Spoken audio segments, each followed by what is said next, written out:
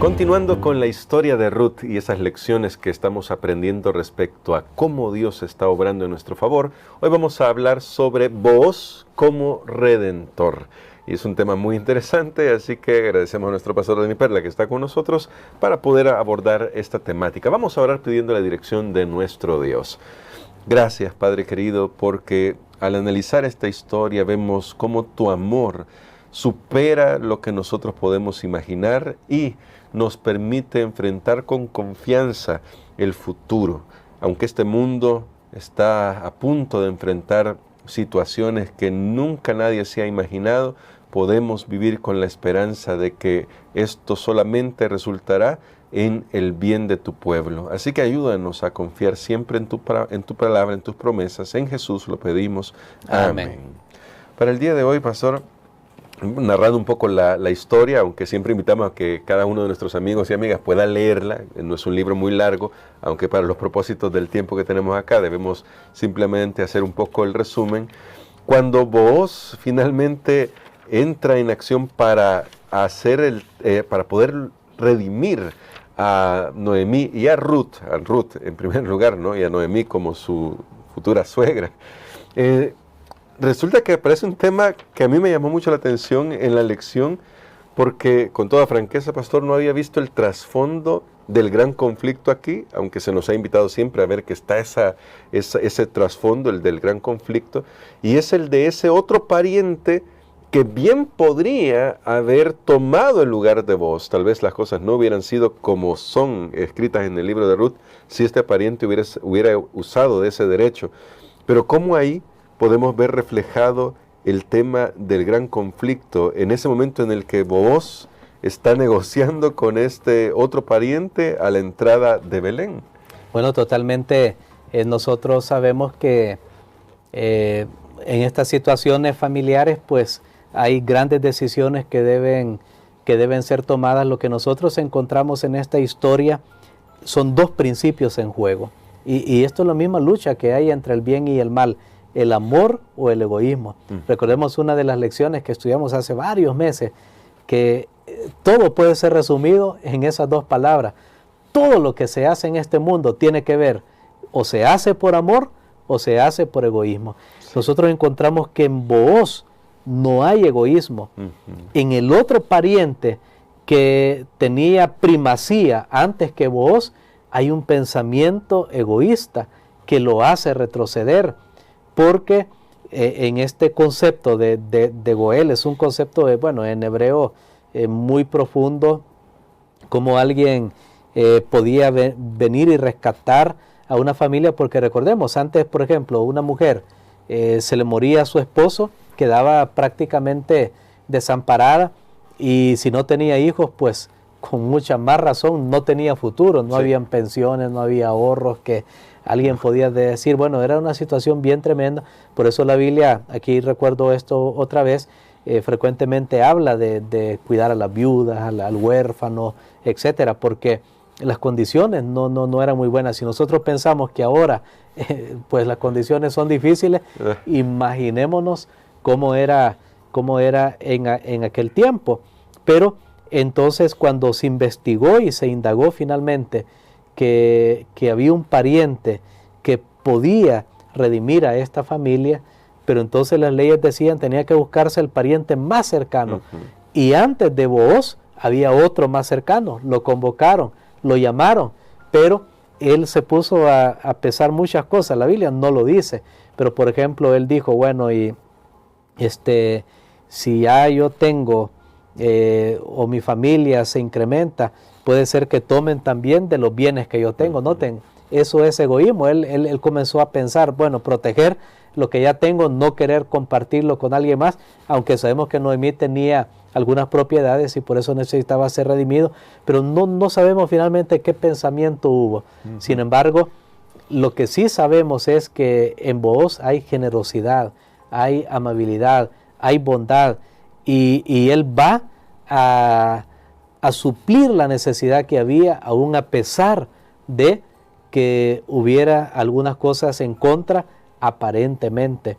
Así que esto es lo que nosotros encontramos acá. Me llamó la atención también en la lección que compara a ese otro pariente que no quiso redimir a esta familia, a Ruth, a Noemí, compara a Satanás, que él se presenta precisamente como el que tiene derecho sobre y jurisdicción sobre este mundo. Y me gustaría explorar un poquito más eso, pastor, porque cuando vamos al libro de Job, lo notamos. Él, ante la pregunta de Dios, ¿de dónde vienes?, dice simplemente de rodear la tierra y andar por ella, diciendo, vengo de mi propiedad. Cuando se le señala al siervo Job, él dice, claro, él sería mi siervo si no lo hubieras sobornado con todas las cosas que le das.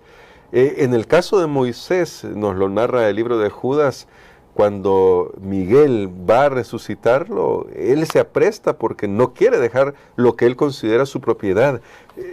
¿Qué es lo que vemos en estas escenas, en lo que vemos en Job y en el libro de Judas, respecto a lo que pretende Satanás y cómo Dios responde a eso?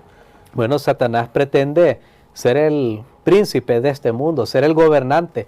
Lo que pasa es que Satanás simplemente está buscando sus propios planes y propósitos. Él no le importa a la gente, él no da nada por nadie, y si le da algo simplemente es para después sacarle toda la vida, perderlo.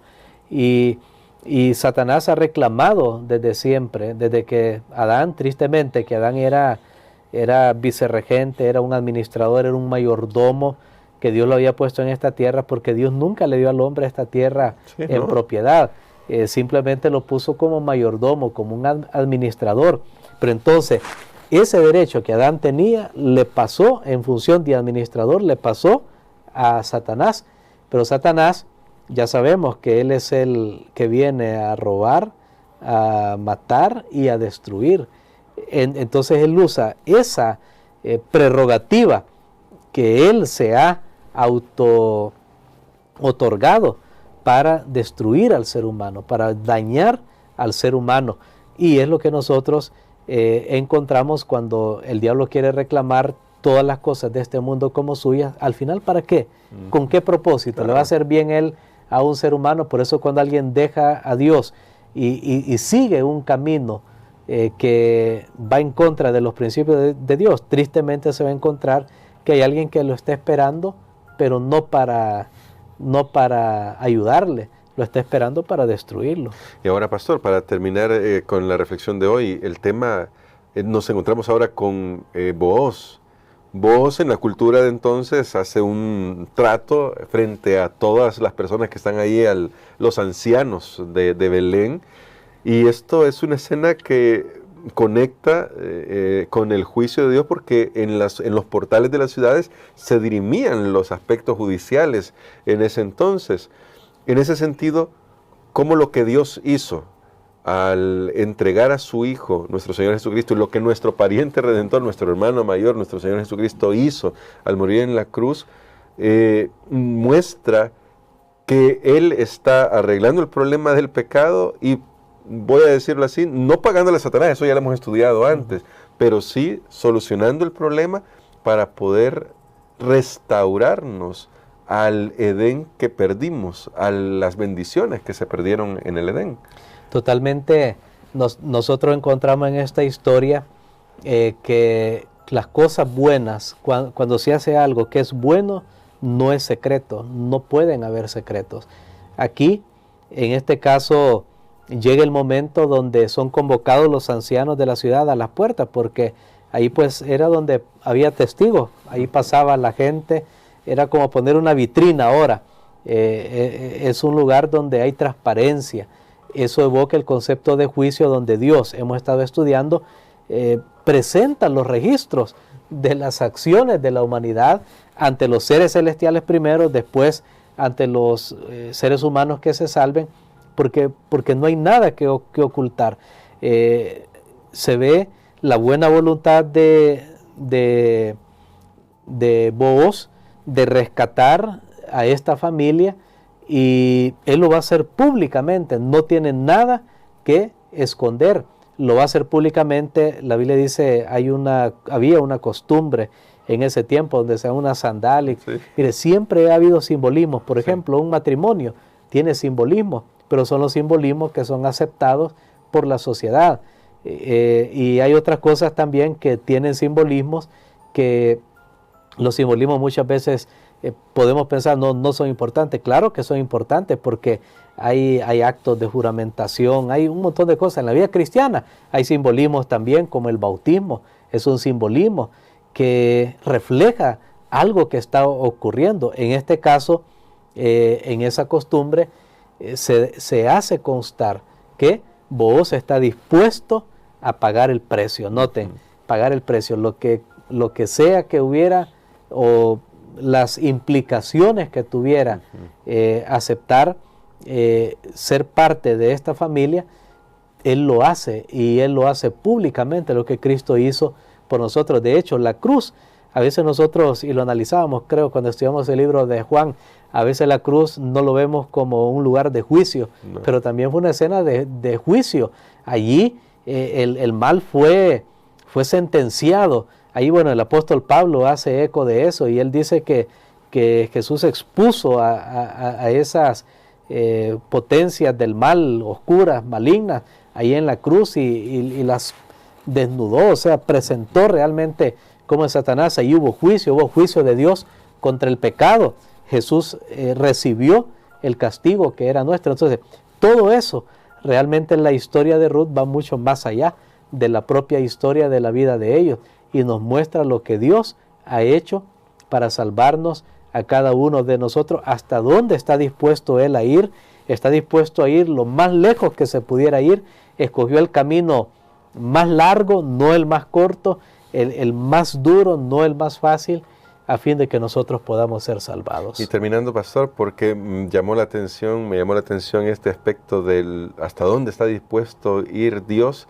También vemos la amplitud del mensaje de salvación, porque sí me gustaría destacar algo que ya se mencionó en los días anteriores, y es el hecho de que Ruth no era israelita, pero ahora, en virtud de este pariente redentor, no solamente pasa a formar parte del pueblo de Israel, sino que ahora es parte de la genealogía del Mesías. ¿Cómo esto debería a nosotros alentarnos al saber que en virtud de lo que Cristo ha hecho por nosotros, aunque nosotros éramos extranjeros a causa del pecado, vamos a poder estar con Él por la eternidad? Esta historia tiene este mensaje, y es que la salvación es para todos. No lo habíamos mencionado en los primeros 2 días, pero creo que lo dejamos para esta parte. Al ser Ruth una moabita, o sea, no era judía, aparentemente no era parte del pueblo de Dios, aunque recordemos que Dios quería bendecir a Abraham para bendecir a toda la humanidad. Sí. Aquí Dios lo demuestra. Amén. Que está dispuesto, que no hay límites, no hay límites para Dios alcanzar al ser humano, porque de esta moabita también va a estar su nombre en la genealogía del Hijo de Dios, de Jesús, el Redentor de este mundo. Miren qué maravilloso. Dios está dispuesto a usar a cualquiera. Dios está dispuesto a trabajar con quien sea. No hay límites con tal de alcanzar al ser humano. Así que nadie puede decir, no, yo estoy fuera del alcance de Dios porque yo no soy de esta familia, porque yo no nací aquí o porque yo soy allá. No hay ningún límite. Dios está dispuesto a salvar, y ahora sucede que entre las mujeres que no eran muy nobles aparentemente en la genealogía de Jesús, ahí tenemos este nombre, el nombre de Ruth, porque realmente ella estuvo dispuesta a echar su suerte con el pueblo de Dios. Mire, y lo que nosotros necesitamos, mire, Ruth jamás se imaginó, no. Ella solo tomó una decisión, ir con Noemí, y pues lo hizo por amor. Booz por amor. Cuando uno hace algo por amor, uno no sabe los efectos que esto puede tener, pero recuerde, Dios se está encargando para dirigir todas las cosas hacia un destino, hacia un final que nosotros no tenemos idea. Por eso dejemos que el principio del amor actúe en nuestra vida. Hagamos sin pensar, bueno, ¿y qué voy a ganar? ¿Qué me van a dar? ¿Qué beneficio? Porque sabe que siempre lo que hacemos, lastimosamente, sí, como seres humanos, siempre lo que hacemos es, bueno, ¿qué beneficio voy a sacar yo? Sí. Nadie se mete en algo. Por ejemplo, alguien tiene un capital, ¿verdad? Y un banco viene y le dice, mira, póngalo, ajá, ¿y qué voy a recibir? ¿Qué me van a dar? ¿Cuánto me van? Voy a ver qué otro lugar gano más. Entonces, pero no, cuando nosotros hacemos lo que tenemos que hacer por amor, realmente el beneficio va a ser incalculable, y lo más importante, que vamos a pasar a formar parte de la familia de Dios. Finalmente, Jesús es el Redentor de toda la humanidad. Amén. Y cuando nosotros elegimos seguirlo a Él, vamos a descubrir la bendición que va a ser para nuestras vidas y para los demás, aún que sobrepase nuestra propia existencia en este mundo. Amén. Queremos, pastor, que ore por nosotros por eso, porque uno, reafirmemos nuestro compromiso con Dios, y si hay alguien que está en ese valle de la decisión, tome la decisión que tomó Ruth de echar su suerte con Dios. Amén. Padre, gracias te damos, Señor, porque nuevamente tú nos estás hablando del gran amor que tienes por nosotros, cómo estás dispuesto a venir hasta este mundo a correr el riesgo de sufrir y de perderte con tal que nosotros podamos ser salvados. Padre, gracias porque en ti hay amor, amor puro, amor supremo. Ayúdanos, Señor, para que nosotros también podamos reflejar ese amor en todas las transacciones en nuestra vida, en todas las relaciones en nuestra vida, Señor. Podamos hacer de este mundo, a pesar de la crisis, de la tragedia, un lugar mejor para vivir. En el nombre de Jesús. Amén.